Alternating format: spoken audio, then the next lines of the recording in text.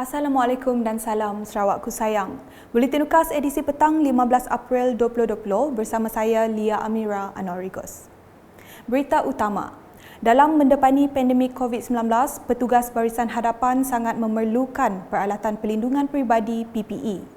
Dalam sidang media di Kuching pada Rabu, Timbalan Ketua Menteri Sarawak Dato' Amar Awang Tengah Ali Hassan berkata, beliau menghargai dan memuji usaha Perbadanan Kemajuan Perusahaan Kayu Sarawak Pusaka bersama Persatuan Kayu Kayan Sarawak STA yang menyumbangkan kit ujian COVID-19 dan PPE yang bernilai RM2 juta bagi kegunaan petugas barisan hadapan serta pengagihan sebanyak 100,000 penutup mulut dan hidung. The contribution by STA and STIDC is worth about 2 million ringgit Malaysia. So today we are very thankful to STIDC and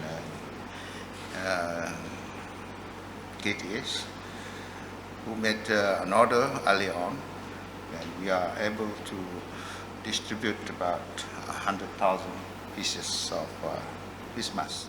Sementara itu, beliau memberitahu antara peralatan perubatan dan PPE yang disumbangkan adalah seperti yang tertera.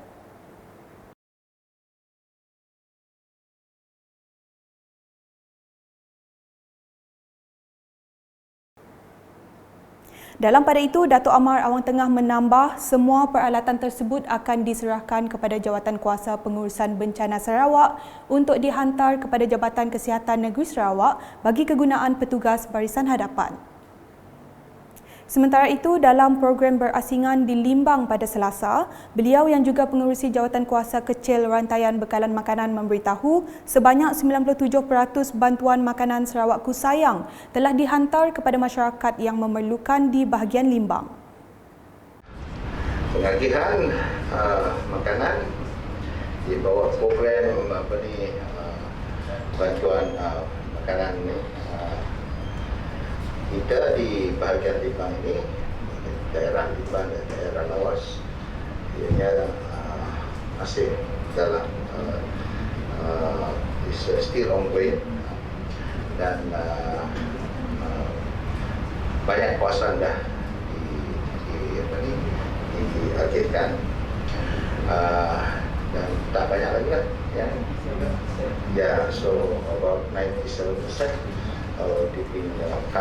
Dalam pada itu, beliau merakamkan penghargaan kepada Kerajaan Brunei Darussalam kerana membenarkan menggunakan laluan di negara berkenaan semasa menghantar pesakit dari Limbang ke Miri. Dari segi kemasukan juga melalui our CIQ, ianya adalah terkawal, dan kita juga berterima kasih kepada Kerajaan Brunei Darussalam kerana membenarkan kita untuk menghantar pesakit-pesakit kita yang dihantar ke Miri melalui Brunei, dan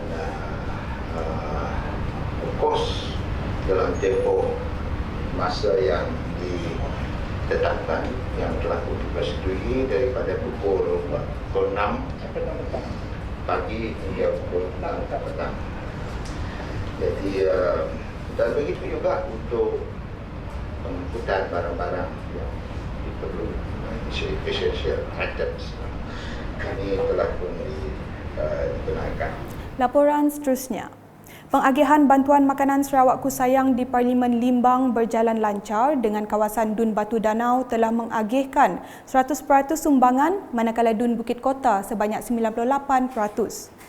Menteri Muda Pemodenan Pertanian, Tanah Adat dan Pembangunan Wilayah Sarawak, Datuk Dr. Abdul Rahman Ismail berkata, setakat ini Dun Bukit Kota telah mengagihkan 5,236 bantuan makanan, manakala Dun Batu Danau pula sebanyak 3,443 barangan.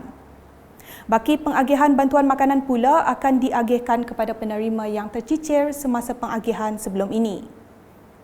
Manakala di Dun Batu Danau, sebanyak 250 bungkus hasil pertanian telah diagihkan kepada masyarakat di kawasan berkenaan.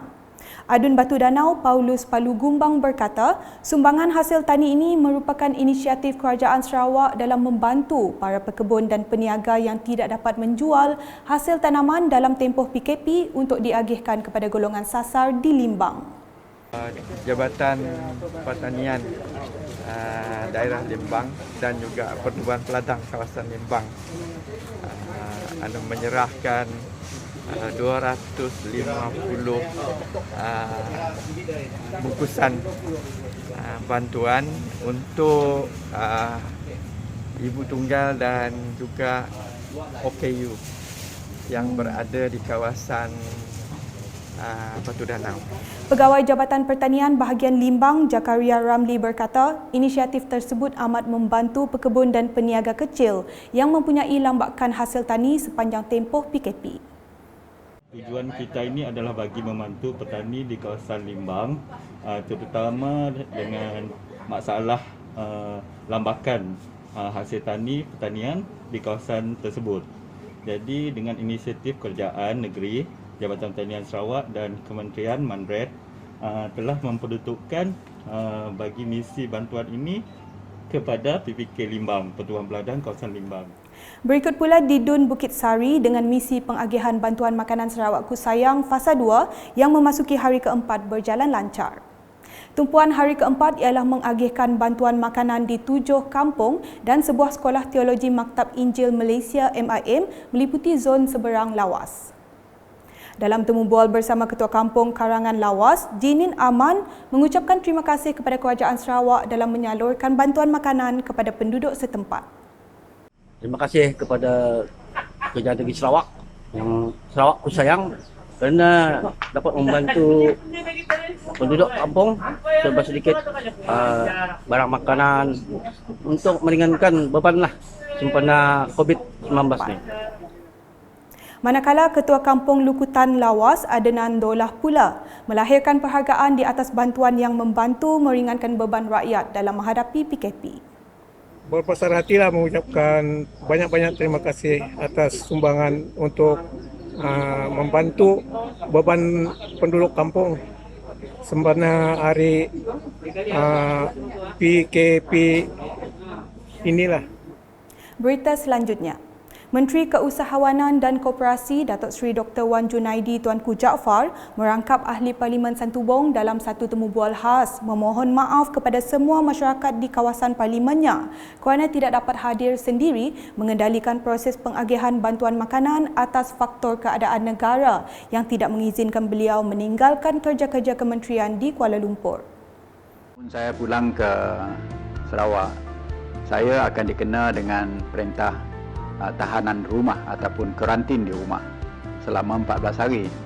Jadi walaupun saya boleh melawat selepas itu, saya maknanya akan meninggalkan kerja-kerja kementerian selama 14 hari di Kuala Lumpur.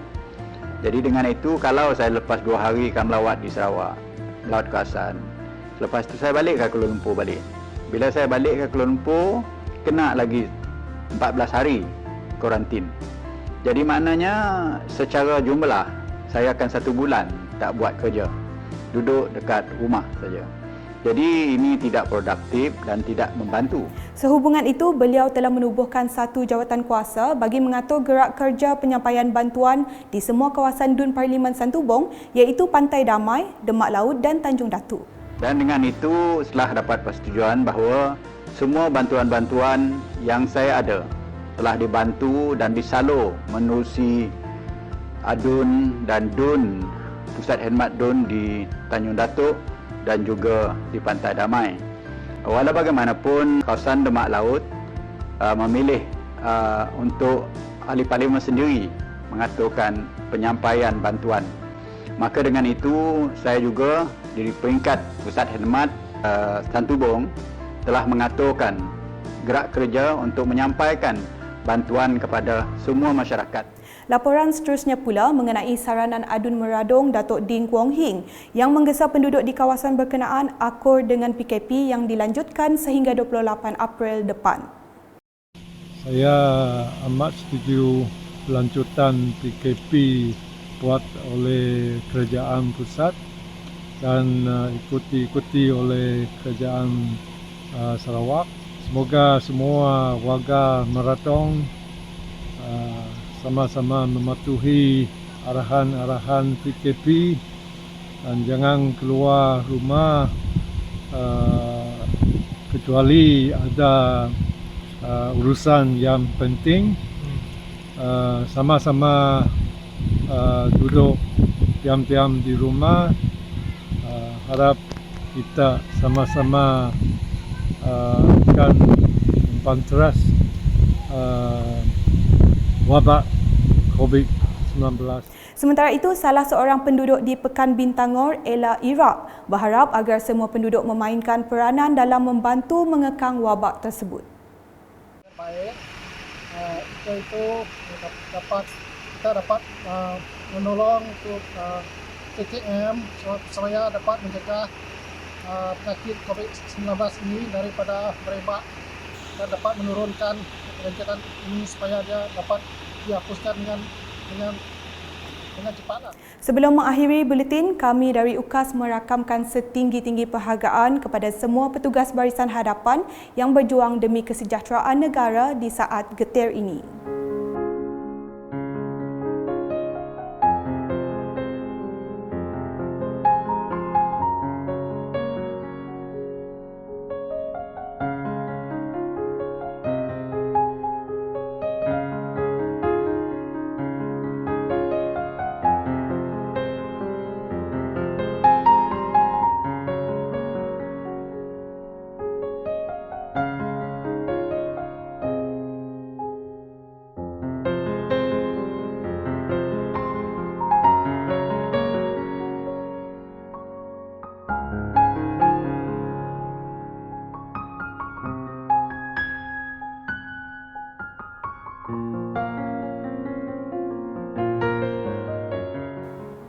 Sekian edisi petang bersama saya Lia Amira dan kru penerbitan. Sentiasa berwaspada di mana sahaja anda berada. Dapatkan berita terkini Sarawak setiap hari dengan melayari ukas.sarawak.gov.my atau di Facebook, Instagram, Twitter dan saluran YouTube Buletin UKAS. Salam UKAS.